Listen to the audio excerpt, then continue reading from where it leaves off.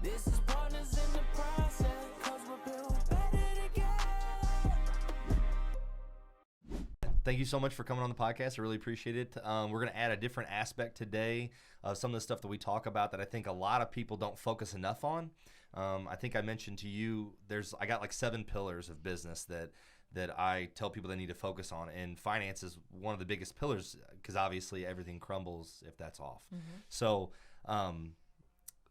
why don't you introduce yourself for us and let us know exactly what you do, and we will jump right in.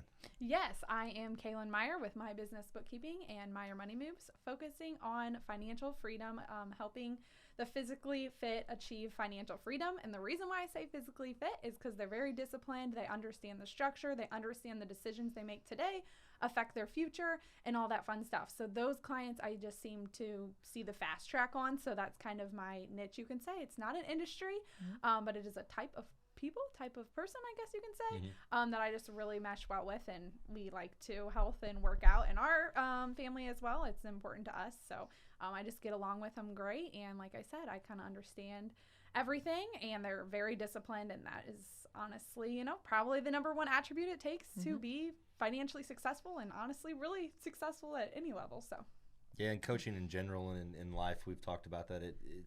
There's a set of very simple principles that if people follow, they'll find out all these other doors that open for them. yes. And we'll call it an art of discipline, and the practice of it, so to speak, and the consistency and the longevity of that lifestyle bleeds into everything else that you can do. And that would be, like you said, fiscally fit, just being disciplined enough to make decisions that are hard to make sometimes. Going to the gym and getting physically fit is an everyday, dedicated routine that includes fitness, eating correctly, saying no to things you don't want to say no to, even when they seem fun or they taste good, doing things that you want to do, pushing yourself when you don't want to be pushed. The harder it gets, pushing a little bit harder. It's like a constant battle between you and your own mind, And so if you do carry that over into your business, I could see how you would work well with those people. Yeah, absolutely. It is, like I said, discipline is, I think, the number one thing for anything. Just doing the things when you don't want to do them, really. If you can do the things when you don't want to do them, you can do anything. But it is definitely a battle with yourself. That is number one, battle with your mind and yourself of fighting, okay, I don't want to do this now, but what will impact my future? So that's what I like to say. Okay, I'm going here. Well, hey, this lack of whatever this day is not going to get me here. Or my husband wants a softball bat. So I'm just going to say this $300 bat, if we just bought it today, that's not going to get us there. So, hey, let's make a plan, and then we can kind of get there from that. So. And when you're dealing with your finances and stuff, it is hard to tell yourself no, or you need to wait, or is that good for the business, or is that good for me personally? I would think that would be kind of a juggle that people have to work through and decide. Yeah, it is a juggle for a couple of reasons. One, because if it's like continued education or a coaching, there's so many programs that promise ROI or promise tenfold. And so they jump at it, but maybe they don't do their research on what they chose, that coaching program or that whatever class that they chose. So it ends up being a lose-lose because they didn't get what they said they were going to get. And then at the same time, they wasted, good coaching programs cost thousands of dollars, right? So then they're just throwing it down there. So I like to go for it as like, if you want it, just plan for it. And I use a cash flow methodology that allows, let's say you get X amount in income. We like to do percentages. So X percent goes to owner's comp, X percent goes to operations, X percent goes to taxes, because people don't save for their taxes, they do. believe it or not. It's a very difficult thing for people to do.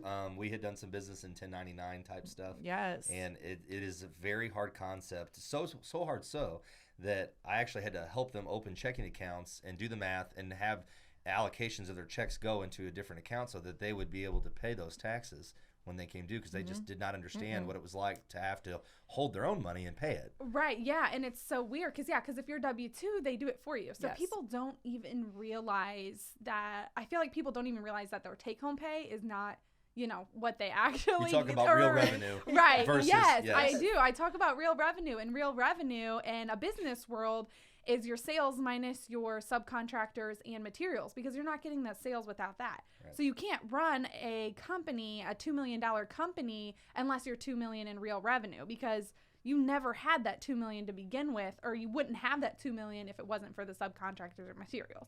Now, you need the insurance and all the things that go with business, right? So that's why you have to operate your business off your real revenue and not your top line. And I know a lot of people like to brag on their top line, which is fine because it can be an accomplishment, but I like to know your real revenue, and more importantly, I like to know your profits. So we all know that money talks, right? I'm on So the same page with you. yeah, show me your bank account, And please. and so her and I at times have had a disagreement about this, because I think that society and the financial institutions, they kind of jade us on this, because when they want to do business with you, they want to talk about your top line revenue. How much money did your business do? Right. And then when you get into it, then they're like, well, give me your P&L and give me your Schedule C, and let's go ahead and figure what of this we can put back in and what of it we can pull out. And so then on our side, you're going, well, I want it to look as healthy as possible. And on their side, they're like, we want it to look as healthy as possible. Then they go to dissect things, and they're like, you're spending a lot of money over here. I don't think you realize. It's the cash flow. It is. So cash flow management is super important, because it flows in and it flows out. I mean, even on our last podcast, we talked to Matt about how, you might bring $50,000, $60,000 in this week, and you might write out 65. It just depends on when it's coming in and how it's going out. Exactly. Right? Yeah. Absolutely. And that's where, if you have the cash flow methodology in place, like, we have your income, and then you have certain percentages. Now, when you're running a little bit behind, it kind of takes a little bit. Then I kind of recommend, okay, well, maybe let's look at a line of credit, buy your first, and then play catch up, and then start planning from there. But I mean, some people don't want to do the line of credit, and that's okay too. We just have to plan it. And then eventually, whenever you can get ahead, that's whenever it starts working really well, because once you're ahead and you don't have to pull these funds for these over here, then you're just constantly putting money away for when the future is going to happen. Mm-hmm. So how did you get into this? So how did this spark this passion of yours? Yeah, so, oh gosh, okay, I want to make it short, but it's a long story. So originally I wanted to be a teacher, okay? And this is actually a good story, because I wanted to be a teacher, ended up going to school for accounting, and now I'm both. So I love it. But I wanted to be a teacher, and I grew up poor. So I did a research paper my junior or senior year of high school, and I was like, ooh, I can't be a teacher, like looking at what they make, I'm like, I can't do that. I want 6 kids, like, oh my gosh.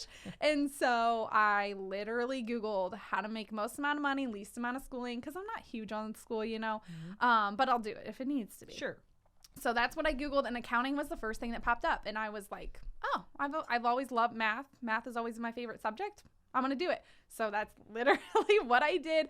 And I went and got my master's in accounting, and then I went Big Four, and didn't make it very long. I made it about 6 months, and nothing bad.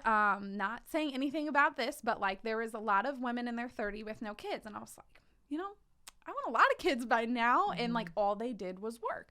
And I was like, this is not me. So I quit there. I put my 2 weeks in before I even actually had a job, and then went home, applied a million jobs over the weekend, and then ended up actually getting a job before. So I never was jobless, but at Cosmos Corporation at the time was in Winsville. It's now at the end of 79 in, I think it's technically St. Peter's, but I call it O'Fallon area.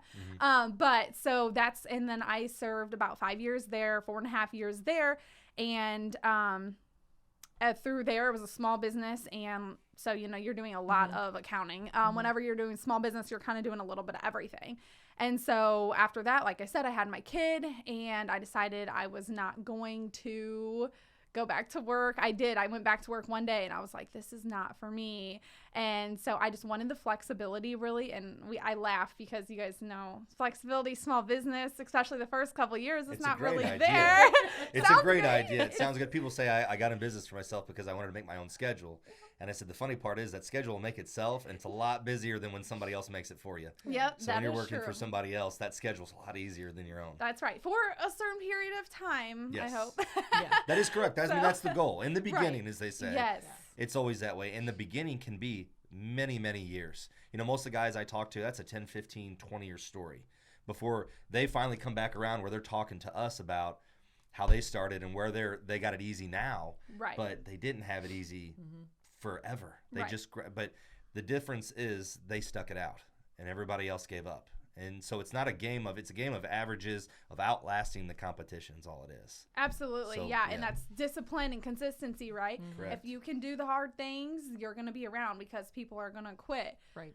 But yeah, back to the story. So like, that's kind of like a little bit about it. But how I got into it is I've always been, you know, even when I was little, I was always like, oh, what can I do for money? You know, like we need money. Money makes the world go round, right? Correct. But it's not everything. So I will It do isn't, that. but it makes everything that's important move. That's right. So, And it's a tool, right? So like, okay, I don't have time to do X, Y, and Z. So I can pay for X, Y, and Z so I can do the things that I want to do, spend time with my family. it's leverage. It's a Yeah, tool. exactly. So like, it's not a negative thing, but it's also not end all be all. If you're truly, you know, on the inside not happy, money's not going to give that to you. But it can for sure play a big part in being able for you to do more things that you want to do, and pay out what you don't want to do. Right. But yeah, so my passion, like I said, as a kid, I was always babysitting, mowing the lawns, doing whatever I could to get money, because, you know, our family didn't have extra money, just, hey, go to this, go to this. So we had to pay for, you know, our gas. We had to pay for everything that we wanted to do.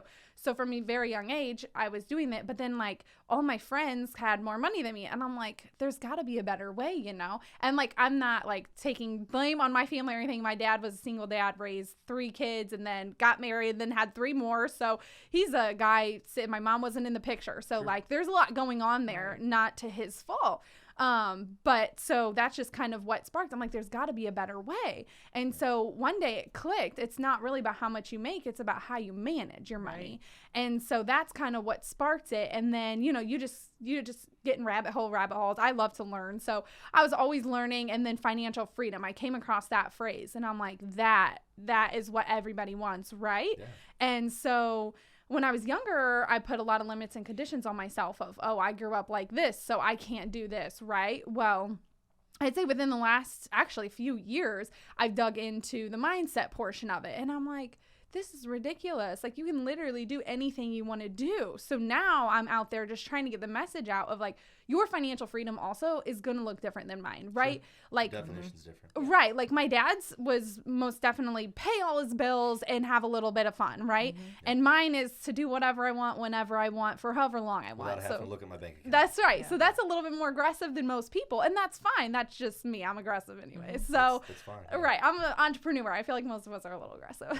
No, I think that's a trait that we all have. Right. That makes us different than everybody else, and why we aspire to do things on such a level that most people, like you said, you know, most people's idea of success, the generations ahead of me, were, you know, I work a good union job, I make a good pension, I make a good salary, and I have enough money on the weekends to maybe go out on my boat, and go fishing, you know, on the river or whatever, and have beer money and a little bit of savings. And if I invested, and when I retired, I had, you know, $500,000, $750,000, like I made it, I did it, you know. The rest of us look and go, I want it all. I want everything. Right. I want all of that tenfold.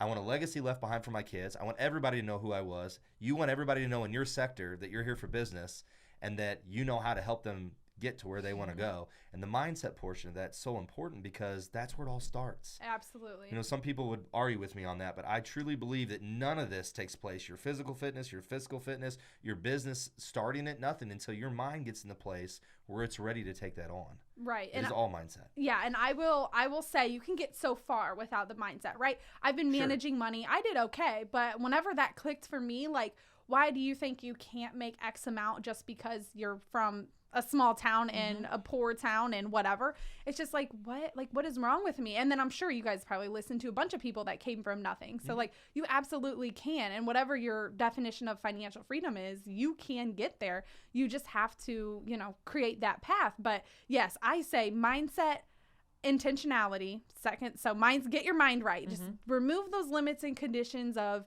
you know, you can't do this or yada, yada, yada. And just know that have an abundance mindset, not a lack mindset. That's what I always say is your number one. And like I said, you can get so far without it. Like, you can, if you're managing your money well, you can get so far, but you're limiting yourself when you say, I can't make X amount of money, right? But you're managing your money. But until you took the stride to say, I want more for myself, that in itself was the spark of a mindset change. That was a shift. So otherwise, your mindset is, I can work this job and I can manage my money and I can pay my bills at the end of the week and I got a little extra and I'm good. But the mindset shift was, there's got to be more.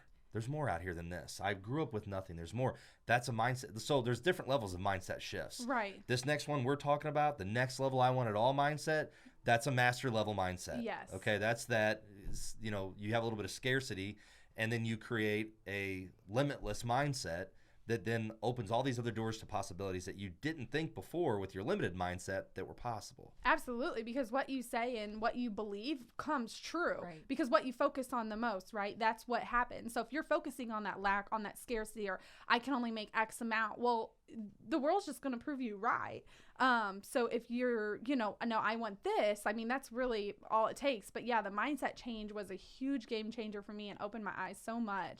And then obviously you have to live intentional. If you want if you want a six pack and you're eating brownies and ice cream every night and not hitting the gym, like that doesn't line up. So you just have to be very intentional. And I relate it to health just because everybody gets health a little bit better than finance, right? People hate talking about finances. Which is sad, but I think they get embarrassed because they're not. They would say they're not doing it correctly, but they don't want to admit that to other people. Right, but vulnerability will get you so much further than absolutely than ego, I guess you can say. Yes. And not saying that it is ego, but yeah, being embarrassed. But yeah, you just have to. It's you just have to ego. lay You it nailed out. it. Yeah.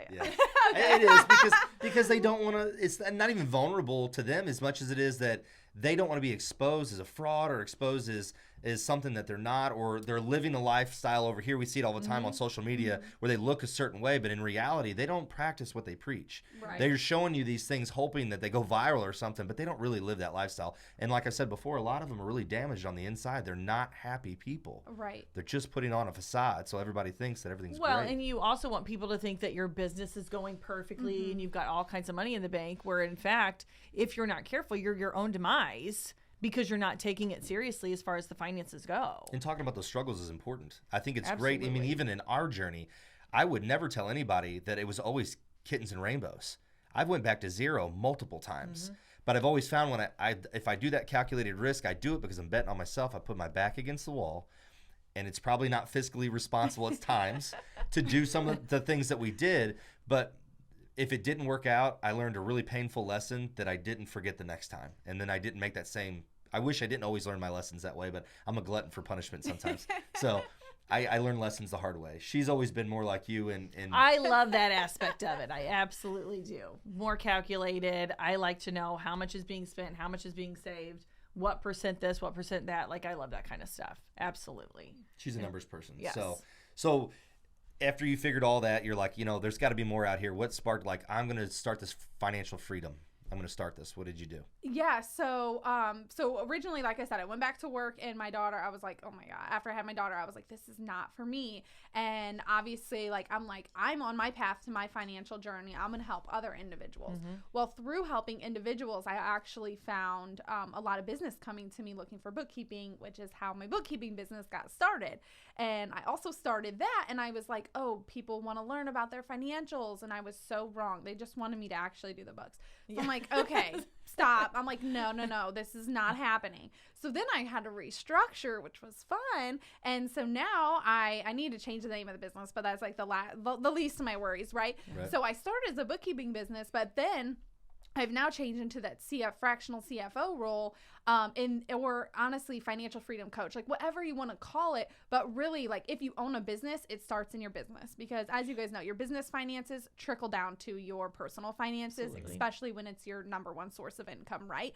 So now I'm really focused on business owners and being the coach aspect of, you know, hey, what are your goals? Okay, let's get there. Because, like, honestly, there's a lot more financial decisions to make in a business than there is in your personal, you know? Yeah. Right. Because there's just so many more opportunities. You want to do what everybody else is doing, but that's really what you shouldn't do, probably.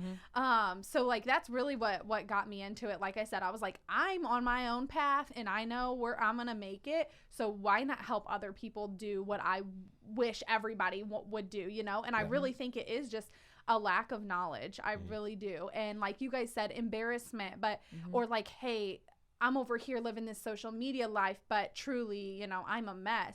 But, and I like just to think, like, if you look at statistics, I mean, 80% of people or more are living paycheck to paycheck. So, like, that social media junk, I don't even look at. Or, like, you know, somebody will say something like my husband, oh, that's cool. I'm like, No, I mean, Let me see that bank account. Yeah, yeah. I'm like, tell me more. Like, how much debt did you go in to buy that nice truck? Like, my husband's looking for a truck, and I'm like, we're paying for it cash, and this is our budget. See, but I look at it when I do something like that. I look at it like, now how can I write this off? Like, how can I use this for my business? And that's good because that's too. the other. Do you work with people on that side? Because I think that's something when we talked about the 1099 stuff that a lot of people don't understand, that when you do make that shift to that side of things, you now have a whole nother opportunity of write-offs and things that you can leverage to offset that income so that you can keep more of that and still have some of those things that you wanted and use them for a purpose. Do you work with people on that way in fractional CFO? Yes, I do. So my fractional CFO services, just to give a lump sum, I have bookkeeping, and then I have cash flow management. Cash flow coaching is what I call it, but that's where we make sure you're permanently profitable and get that in place. And then I have the financial planning and analysis. So that's just owning and understanding your numbers. And then I do have tax planning, and that's where we, based on your goals and your plan, because as you said earlier, you take something to the bank and you show no profit, you're not getting any money, right? So that's why we have that one-on-one. It's really good to have somebody who knows your goals and what your plan is, because you have your accountant over here saying, yeah, write all this off. And you have your banker over here saying, I can't loan you any money because you don't have any profit. So to have somebody that understands both, or just even 3 different people that are chit-chatting, right? Correct, yeah. Then you can say, okay, do you plan on getting a loan within 1 to 2 years? Okay, we're going to pipe back on the tax credits and tax savings this year, because we want to make sure you have that profit so you can get that loan, so you can get that another vehicle to bring in X amount of revenue, right? So it's all a strategic play. But yes, I do that, but I don't recommend, hey, let's write everything off, unless if you're not looking to get a loan, then it's like, yeah, let's jump on those tax savings. But yes, I do tax planning for my CFO clients as well. So that's kind of a part of it. Okay. That's awesome. Yeah. So Do you work with? Go ahead. Go ahead. No. Do you work with multiple financial positions within somebody's company? So, like, if you're a fractional CFO, I have heard that, like, an accountant, you would assume just knows how to do everything, but they really don't. They just know how to do your taxes. And so when you're talking about a CFO in general for a company, they kind of have the oversight of all of it. When you're a fractional CFO, maybe it's geared more towards small business, but it's also geared towards certain aspects of the business, period. You're focused, right? So do you all work together to put something together? Like, I was listening to Ryan Stewman from Apex talk about how he's got like 5 different people that he has a meeting with every week just over finances, money that came in, because he said, like, his accountant would see a $30,000 wire come in, or $100,000 wire, I think it was, and they would immediately just categorize that over income. And he's like, but if they didn't understand that I sold $110,000 worth of watches that we write off for marketing, they don't understand that was actually a $10,000 loss, not a $100,000 gain. Right. So then he said he's got several different people within that company. Do you work with other people like that within companies? Yeah, so most of the companies that I currently CFO for are smaller, so they don't have like that finance department. But I do work with their accountant, and then also their banker, like I said, if they're trying to get a loan. So I do try to be that middleman of, hey, I know what their goals are. Let me go talk to their banker and see what's best. Like, hey, so you help them with positioning. Right. Yep. And then, okay, I'll talk to the accountant and let's do this. But I don't have a client right now that has like a finance group, but I do. So I'm a part of like 2, groups, because like obviously I have a financial coach for my business as well, right? We're always trying to get better. So I speak with them, and they do like some of them. So I'm a profit first professional. So it's a whole group of us. I think there's like 500 in the United States at the moment. And so some of them do have that higher level there. I just don't have any clients that I serve, but it's not something that I'm opposed to. But getting everybody in the business on the same level is also very important. And it's hard as a business owner to relay what's going on whenever you're not, soaked in it every day. Right. And so you help even hold them accountable, and then kind of work through the middle to help offset, what's going on. Yeah, Right. absolutely. And my number one goal is to hit my clients' goals, right? So whatever their goals are, like, that's kind of where the CFO portion comes in. Because I know, like, fractional CFOs, if you look, they all do something slightly different, because a CFO in a company does a lot, and they actually don't even do tax planning. I just really enjoy it, and I just think it's fun to save people money. And the accounting industry, I'm sure you guys noticed, but whenever you think of accountant, you think of somebody saving me money, but that's just not today's world. They're so busy because we're so understaffed that they're just filing returns at this point, and you're not actually saving money from an accountant. So that is a gap that actually over 50% of my clients requested. So I'm like, okay, it's time I bring it in. I can do it. Now it's not like my core focus. Like I said, my core focus is let's hit your goals. And they're typically financial goals, right? But we do any kind of goals. What goals are you wanting to hit in your business? Okay, let's make a plan to get there. Let's create KPIs monthly and to make sure you're on track to get your goal. So that's my number one priority with my CFO clients is hitting their goals, because, it's only as important. Like, I can push, you need to understand and own your numbers, but if they don't want to, then they're not getting value. Right. So I know I can provide them value whenever we're hitting the goals that they want for their business.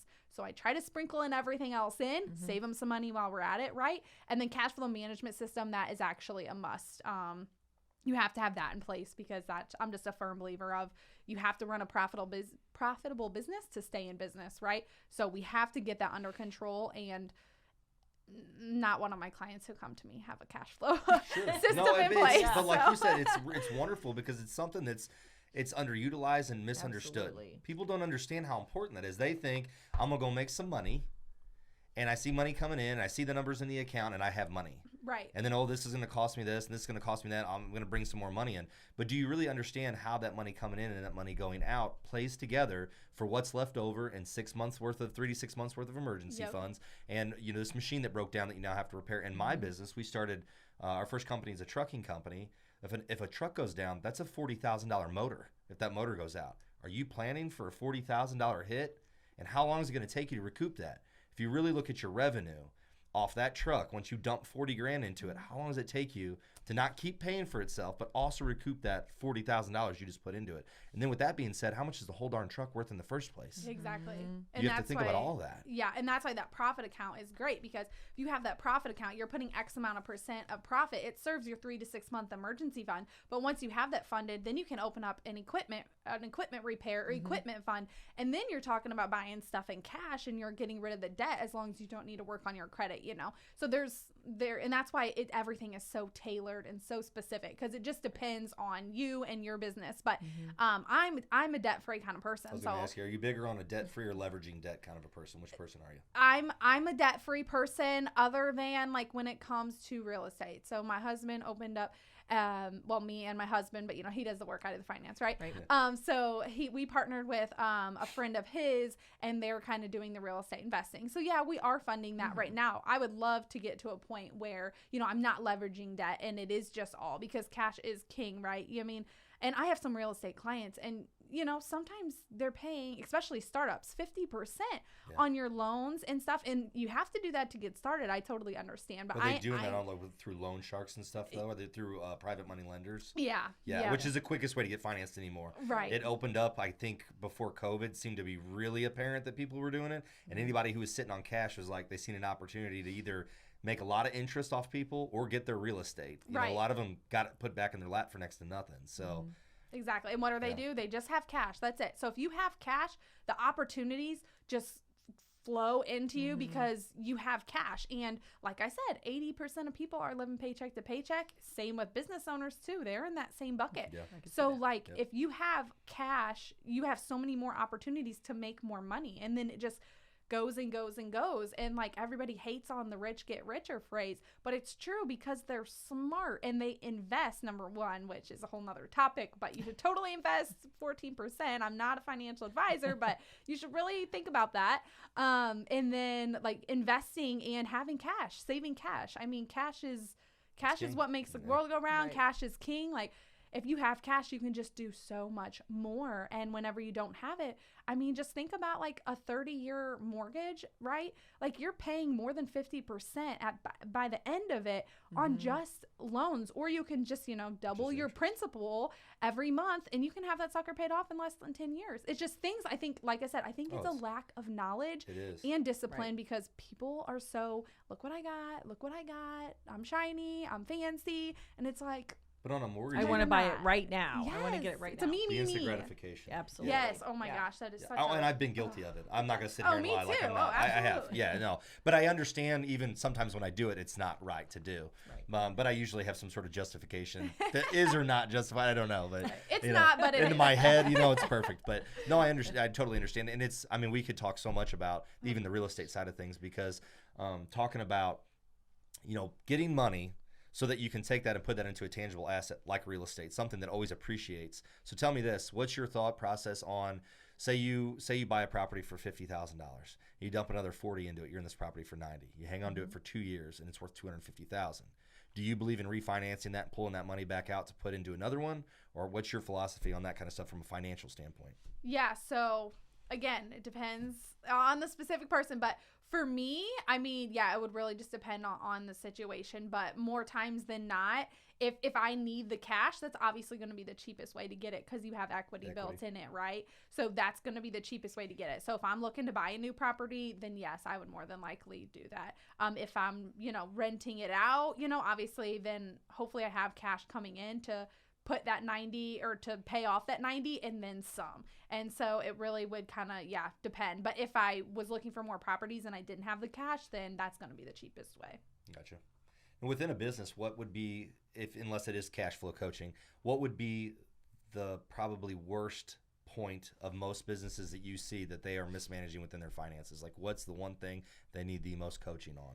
Oh, they are overspending. They're spending. They can't even pay their taxes, right? I mean, 8 out of 10 people that I talk to can't even pay their taxes because they're spending all of their money because, like you said earlier, and not anything bad, but you're like, oh, yep, now I have all these write-offs I can do. That's your typical mindset, which is good, but you need to be smart about it. You can't have all these tax write-offs to have zero profit. Sure. Like that just doesn't make sense. The whole reason you start a business is to be profitable. And so that's the number one thing is like, let's say you're a business making, $0 to $500,000, more than likely, and it depends on what industry it is, but more than likely you should have, you should only be spending 30% in operating expenses. And that's 30% of real revenue. So not your materials and subcontractors. So, but the problem is most people are spending close to 80, 90, sometimes 100. And what also people don't realize is on your P&L, the number one question I get is why is my profit on my P&L not in my bank? Okay, well, let's look at your balance sheet. What loans do you have? Because that is on your balance sheet. And let's say you have $20,000 profit and you paid $40,000 in debt. Okay, you're in the whole $20,000. But hey, guess what? You're still paying taxes on that $20,000 because that's not how the IRS looks at it. So you're already in the hole from a cash flow standpoint, and you have to pay on that $20,000 in taxes. Does that make sense? Yes, absolutely. So it's just been guilty of that and early on myself, very much so. It's invest. We have to buy equipment. I have to hire people, overpaying people. Do you see that a lot? I have struggled at times myself, and I've seen other people I've talked to because we start to look at it not from a business standpoint, but from a personal standpoint, and we want to treat people the way. Because I was going to ask that if you help people decide how much they should or shouldn't pay their employees, do you go into that? Yeah. So the first thing I do, because like I said, most of the time people are spending way too much money, is we do an expense analysis. And in that expense analysis, you go through your P&L, right? Your last 12 months of everything you did. And we have a little thing. You highlight what's profitable. You highlight what's replaceable. So drives profit, but can be replaced. Do not affect quality. I'm not that kind of person. Just, is there a better option to get you the same result that's cheaper? Okay. And then you have unnecessary, so not necessary to building profit. And then obviously we start there. So we do that same exercise with your employees. So if they're not profit generating employees or they're replaceable, then, or they're unnecessary, which means, they're just there and they're not doing much. You guys know that probably. Then we just have to go through. It's probably the hardest part of the expense analysis is going through because you're so emotionally attached. Probably easy for you to tell somebody else what they need to do. Right. But if it was yours, it's difficult, isn't it? It is difficult, yeah. And I've had to go through it multiple times. I have to rethink. I do my expense analysis quarterly. I'm like, okay, who's serving me, who's not. Now, I will say I take full responsibility when, let's say, somebody is let go because that's on me because I didn't train them or, I'm the leader. So you have to be leading them down the right path. But everybody's also not going to fit for you. Right. But as far as the paying goes, I say pay average and have a good culture and mission. Like, you have to find people that believe in your mission. So I have to find other people who are just as passionate about people being financially free as me, or not my business, but financially free, because nobody's gonna be as passionate as my business as me. But financially free, like people who want to serve that industry. So I just think whatever mission you guys have behind it, people are going to show up more for the mission than pay these days. And there's a lot of studies on that too. It doesn't matter if you increase them 3 months later, they're going to be wanting more. Right. So I truly don't think it's about the pay, although everybody does claim it is. I think they don't feel like they're fulfilling their purpose, which comes down to the culture, which makes them feel unfulfilled, like they're doing nothing. So if I'm doing nothing, then I at least want to get paid for my job, right? So I think the problem is not the pay. I think it's the leadership, and not that they're bad leaders, but they're not doing a good job of putting everybody in the right seat. Because what my bookkeepers do, I'm not good at that. I'm not good at sitting behind a computer and doing all day. I'm good at helping, leading, coaching, and making businesses hit their goals, right? I don't want to be behind the computer all crunched. I would go nuts. But you at least know that, and you at least recognize that, so that's why you hire people to do that. Right, and I did. I mean, I did do it. I mean, you do everything starting out, right? Yeah, absolutely. Right. Figure out what you like. You put people in the right seat, and you're the one driving the bus. So, you just have to cast that vision. And like I said, I don't personally think it's a pay problem more than it is a mission problem. I just think so many people, like you guys said, they're living paycheck to paycheck, and they're so unfulfilled because they're not doing anything to fill them. So you have to fill your cup in order to be happy, no matter how much you get paid, right? Although, I mean, we know people that make next to nothing, and they're super happy people. So money doesn't fix anything. If you're not happy on the inside, nothing's going to fix that until you fix yourself. And then if you have goals that require money, like you said, as a tool, as leverage to do more, then that becomes the new goal, and that's what you go after. But I think fulfilling your purpose and expressing that vision to employees is very difficult. So I'm sure you get to see the backside of that, because obviously on their sheets it reflects. But when you're trying to tell people what your bigger mission is and what that vision is, and create a culture where they're happy to be there and they want to be a part of this, and the things that they do and the actions and the things they perform for you on a daily basis have your company in mind, it's very difficult, because as a society, a lot of people are me. What can you do for me? Not what can I do for you, and let me see if you'll appreciate it, but what can you do for me? Right. And we see that with other companies. I've seen it with some of mine, just over and over and over again. And so driving home that vision and cutting those people out when they don't see it, if you've given them enough to understand and they're just not getting it, you have to cut that and get it out of there, because it will drag you down. Oh yeah. They will ruin it faster than you can. I mean, it takes a lot, like you said, it's hard. It takes a lot of time to build it, and it takes a second for one person that's not even you to destroy it. It is a hard thing to juggle, but I feel like that is a big thing. People just don't focus on it, right? And I feel like people didn't start getting mission driven until the last maybe 10 years. Before that, like you said, we were like, okay, we're a union person, we got some money, we can go fishing, we can get some beer. That's great. Retirement. Yeah. We're just trying to get to retirement. Right. And now that's not the case these days. So it's just changed a little bit. And like you guys said, it is really hard, but we haven't been taught what's the mission forever. But I think we're realizing more and more that that's really the driving factor or motivation, not money. And like I said, most people will be like, oh, once I get to X amount, life will be good. But then other things come up. There's just, money just doesn't, like you said, it just doesn't fix anything. And again, people, I don't think, are obsessed with, oh, I want to make 6 figures. They're obsessed with how they think that will make them feel. Oh, I'm going to feel accomplished if I'm a 6-figure business. Well, hey, like I said, a top line 6-figure doesn't mean anything to anyone except for you and everybody else who doesn't really know anything, but who doesn't understand. You're not bringing it home. I want my clients to bring the money home, not just to say I had $1 million in my bank account this year and it's all gone. That's not fun. Right. So yeah, what do I have to show for it? Exactly. What did I actually succeed in producing that benefited me, and I can see it. These are tangible things, not just I floated in and I floated back out. Right. In your future, your future self will love you so much if you just pay yourself first. Like I said, not a financial advisor, but 14% is a lot of the research's numbers of like, that's a millionaires of that's what I did, 14%.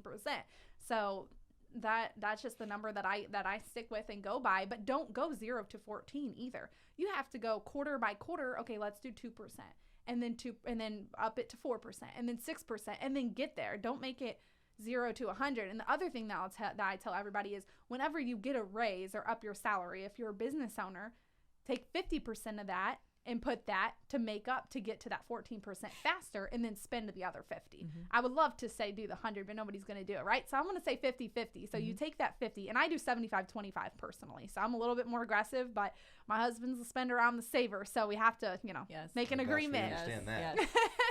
We understand that. Which is, go ahead. It's Too, good balance. if you do it correctly and you do small portions at a time, just like when you're losing weight or working out, it's going to be sustainable. It's just not a quick fix, and then I'm going to start back because I'm going to spend it all, or I'm going to eat whatever I want, or that kind of thing. So if you do it correctly and small from the beginning, it's going to be able to last. Right. Well, think about it. If I give you $100 every week to spend and then gave you 0, you're going to freak out. Right. But if I give you $100, the next week I give you 97, you make it work. Right. The next week I give you 94, and you make it work again. So it's just that it's just a little tweaks and adjustments over time, instead of everybody nowadays wants that 0 to 100, and it's just not sustainable or feasible without going crazy. Very interesting. No, it's very really much is. so. Yeah. And so this company, this one right here, you said it's a year and a half, 2 years old? So my business bookkeeping, which is the CFO one, which I need to change the name. Yeah. That one's August 2022. My individual one is March 2022. Okay. And so little gap. how are you looking at scaling those? What is your, not only is what's your goal, what's your vision for scaling, what operational obstacles do you see in the way of doing that? Like what's your next plan to get to the next level? Yeah, so my next plan, so operations wise, I know I talked about this a little bit off podcast, but so when you first start, everything's in your brain, right? And I was hiring these bookkeepers, and I was answering more questions, and I was working, and I'm like, geez, what the heck? And just to let you know, in my corporate world, like Cosmos, it's all I did was process. I'm like, what is wrong with you, Cailyn? You knew you could have done that. But honestly, if I would have processed from day one, so many things change your first year, right? Sure. So anyways, this whenever I restructured to CFO, I'm like, okay, if I want to get bookkeeping off my plate, I need to get some systems and processes. So I videoed every task for every client, even though they're mostly Did you come up with that, or was that a Dan Martell thing? No, so that was actually one of my employees. I sent them a video one time because I was out of town, so I wasn't there. And I sent them a video one time, and they were like, this was so amazing. And I'm like, why don't I do this for everything? So actually an employee sparked it for me.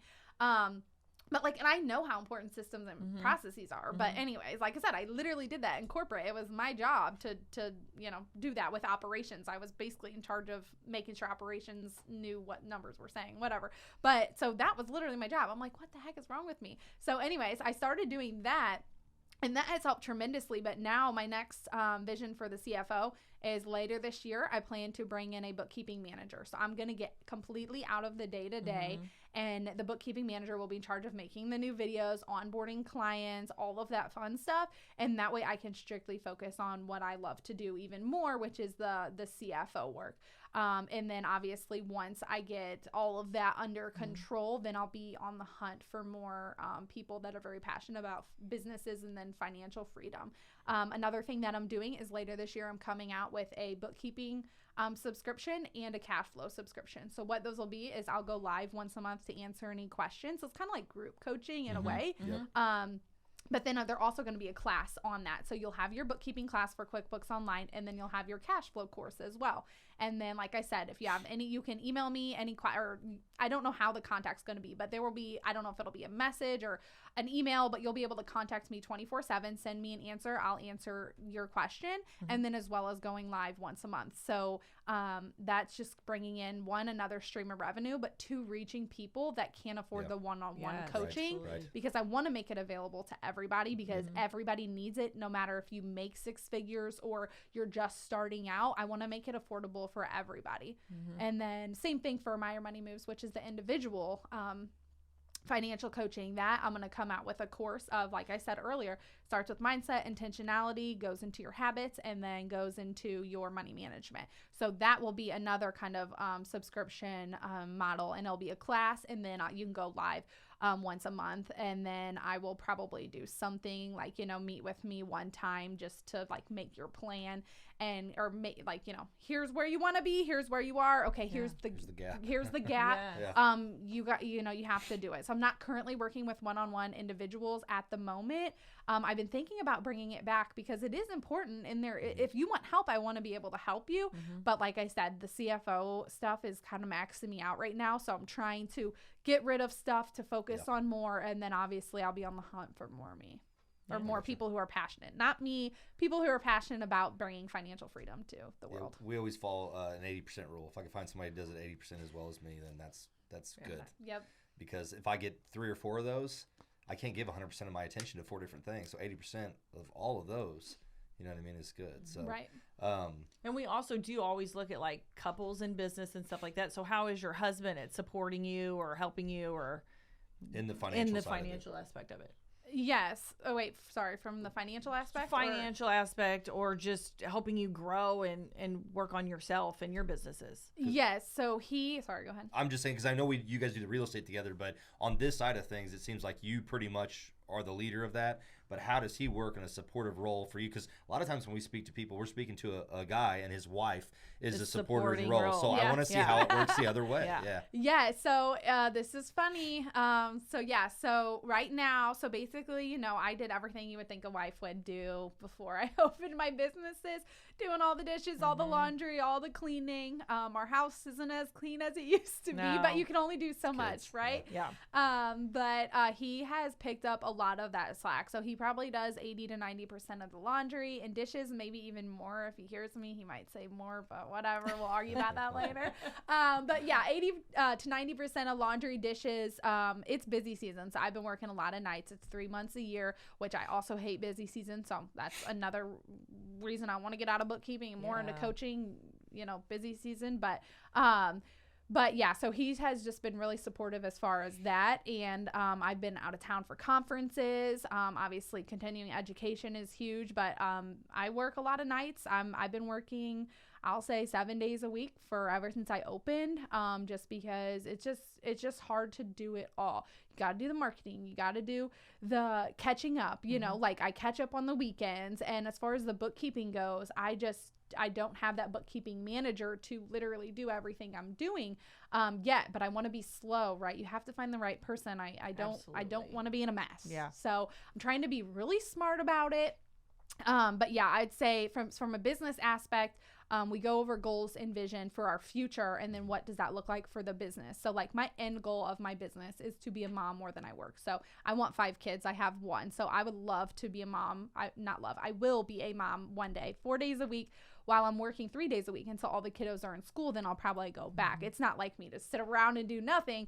But that is my ultimate goal. So I talk to my husband, and I have to explain that, like, I have to do the work now for the future, for me to free up my future, right? You don't just get it handed to you, and it's not an easy process. And but yeah, and I will say, actually, during busy season, he does help me. So like, bookkeeping, there is some things that people can do if you teach them how to do it. So like, he was working for me until 2:00 in the morning the other night because it's busy season and we had a deadline, and things just didn't happen like I imagined. So he was up till 2 a.m. helping me. So from like a business standpoint, he will step in the business every now and then to do some simple tasks for me that, I just didn't get to give to my employees in time.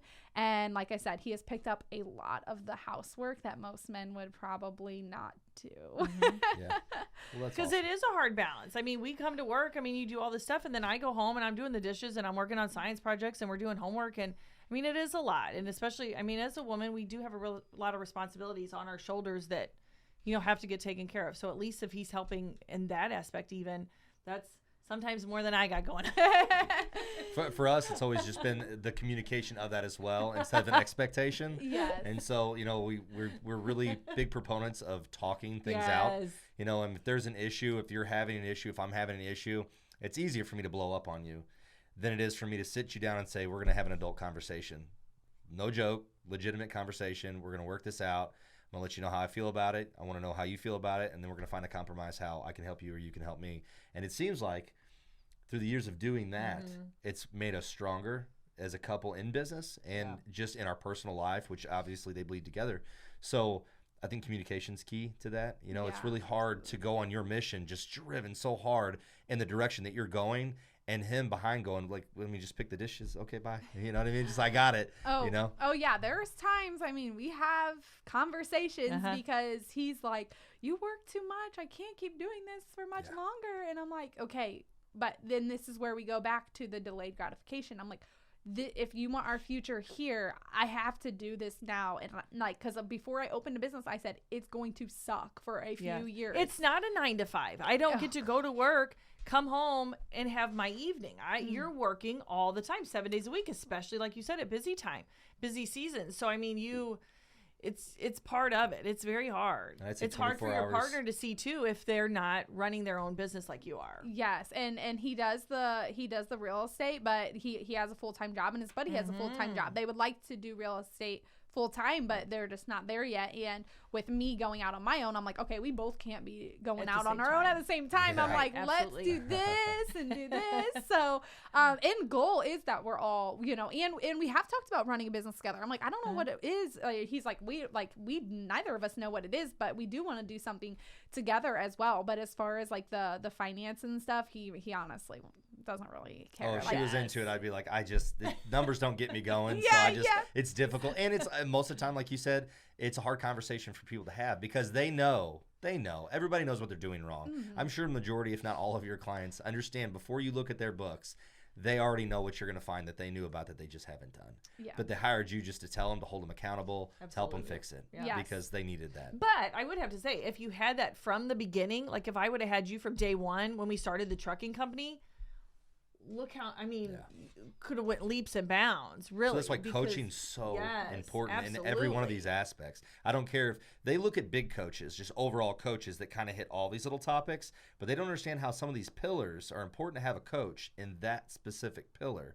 You know, because if you don't understand those things, like you said, 82%, I think is the statistic you gave me, they fail due to cash flow problems because it will absolutely, I mean, I don't care how much you got left in your tank. If you've got $0, you're not operating anything. No, and you're not serving your clients. You're not showing up for your clients. I can tell you that because if you don't have money, you're stressed. You're not focused because you're focused on the next dollar. And then it's not your passion anymore. It's, I got to get this money. And then that you will burn out from that. Like it has to be your passion. Like there's no way I could work as much as I work if it was for the money. And it's like the money comes with it. And that's obviously you need it to make the world go round.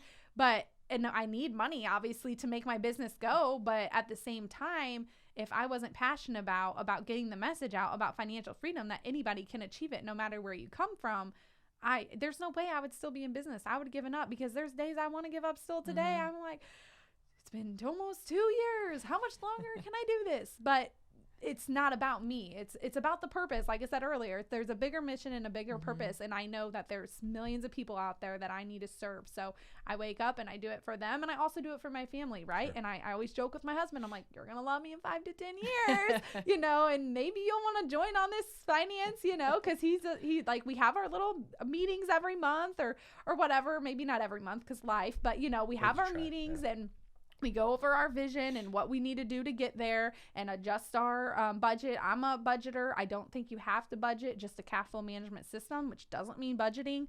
But I track every single penny. I'm very intentional. Every penny that comes in has an intention. Every penny that goes out gets put into a category. You don't have to be that crazy about it to do it. You can just have 3 bank accounts. You can have a day-to-day, a reoccurring expenses, and then your savings, you know, like it can be very simple.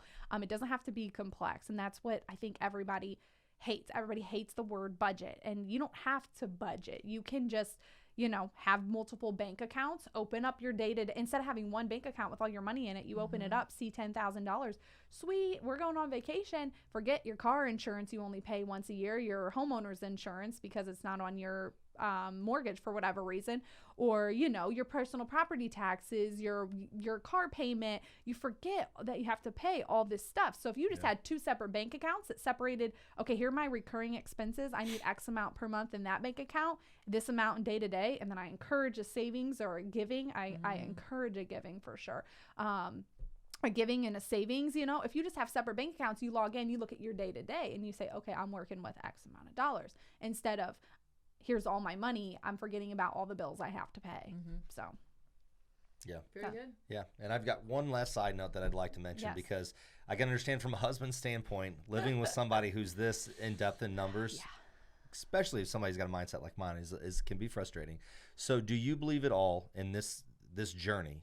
Which if you can wrap your mindset around loving the actual journey, because it does, the grind hurts. 2 years in, 3 years in, you're going, when am I going to hit a break? That might be 5 or 10, 15 years, you know? So falling in love with that journey and wrapping your head around the fact of falling in love with the journey, and just knowing that even when stuff gets really tough, you just smile at it because you're like, this is going to be fun, like you said, in 15 years. Do you believe in, from a financial standpoint, investing in those small wins along the way to keep you driven to keep going? Like they'll say, you know, this guy hits his first $1 million and he's like, you know what, I'm going to go buy me a brand new car. And you're like, now, if you can afford it, you know, if you look at everything and you can afford it, do you believe in the value that having that accomplishment brings to you from a financial standpoint? Or are you like, we save, we're not there yet? No, that's actually a great point. So 2 things is, one, appreciating the journey. I love that you say that, because my childhood was nothing that I wish on anybody as a child to have as a childhood. And I appreciate it so much because, you know, I would not be where I am today without it. So Sure. No, totally. sorry. No. I totally get it. Right. And then second point was, so with Profit First, I really love it because you have percentages. Okay. Yep. So what we do is we do save. So you have an owner's compensation, and that's what you live off of, right? And X percentage goes depending on your revenue and your industry. And then we also have a profit account. So that profit account not only serves as your 3 to 6 emergency fund, but every quarter you take 50% out of that profit account and you celebrate as the business owner, and that keeps you going. So if that profit account, and you can take that, let's say you have $4,000 in it after your first quarter, go ahead, take that $2,000 out, and you can, you know, maybe save for that car, or you can go on a family vacation. Well, that's a cheap family vacation, but you know, maybe you can make it work, whatever. Go to Branson if you have to. Right. But like that, so that profit account serves that, hey, we're celebrating small wins. You're profitable. Take 50% of it, and hey, go enjoy a nice dinner with your wife or husband, or do whatever you want with it, whatever serves you. So that's quarterly. You get that motivation quarterly. And if that is, I'm saving for this awesome car, then So to your point, if you're, it's a big example, the car. Right. But I'm just talking little wins to any kind of win, because absolutely. I mean, like you said, you can burn out. If you don't find some sort of relief to, like, why am I working so hard, you know? Exactly. And that's why it's quarterly, because quarterly is just enough where you're like, get excited, but it's not, it's like, you know, it's not like, oh, I get it. So it's not every month. It's just quarter. You're like, ooh, I'm ready for this extra money to celebrate. So that's how we do that. Now, I do recommend, if your business has debt, if you want to be debt free, then we take 90% of that 50% and put it to debt, and then the other 10% you celebrate. But that's only if you want to be debt free. If you don't care about being debt free, then you take that money and you celebrate it from a personal. It's supposed to be a celebration. So. Awesome. Yeah, that's awesome. I just appreciate like all the different aspect of how calculated you can be, and all the way down to like a micro level, you know, like just the individual savings accounts and the percentages to go towards things. I mean, Dave Ramsey would tell you to stick everything in an envelope and put it here and put it there. And this is a form of that, just on a bigger level and based on in an individual. So I think that coaching in that aspect of things, a lot of people should not be so scared of it, and be, like you said, vulnerable and a little bit more open about, hey, just, you know what, if it's not working, get somebody like you that understands this. Get you know, if you're hearing this and you're within ear's reach of this and she's obtainable to you, get her and let her look at this stuff for you. And she could really make or break you. I mean, this really could be a make or break for you, you know, or this could be your year. It could be the year. It could be stuff that we say like people are too close to, so they just don't see it because they're too close. They're nose blind. So, you know, if you get somebody else, a third party, to step back and take a look at those things and really dissect them for you, you can really, really understand how that could benefit you in the long run. So And if your spouses or if you're working with another partner, sometimes having that third party helps separate that line too. yeah, And hold you both accountable. Yes. Absolutely. so awesome. Well, I appreciate it so much. Thank you so Yes, much for being thank on here. you. We really, Yes. really appreciate It was it. fun. Thank you All right. guys. Yes.